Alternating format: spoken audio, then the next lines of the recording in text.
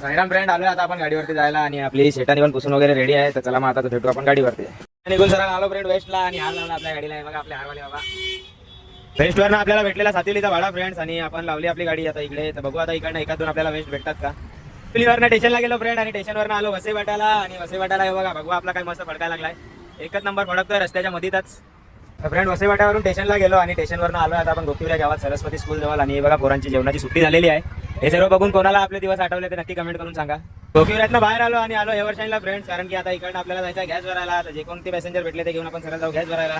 एव्हरशाईनवरनं निघून सरळ आलो फ्रेंड्स सीएनजी पंपला आणि आपली गाडी लागली आहे आता सरळ नोजलला. फक्त नोजल लावायचा राहिला आहे आणि झेंडा बघा आपला काय मस्त चमकतोय. आणि गॅस तर फुल केलाय फ्रेंड्स आणि भेटला आपला भाई. आणि भाईनी बघा डॉल वगैरे काय मस्त लावलंय काचेवरती. गाडी पण आतमधनं एकदम रावच बनवलेली आहे पूर्ण साऊंड सिस्टम. फ्रेंड गॅस वरून वसईवाट्याला गेलो, वसईवाट्यावरून आलो वालीवला आणि भेटलेत आपले दोन साई बंधू. काय घेऊन चाललेत मशीन घेऊन चाललेत डीजे ऑपरेटर. तर चला आजचा ब्लॉग इकडे एंड करू, भेटू नेक्स्ट ब्लॉगला. चला मग साईराम.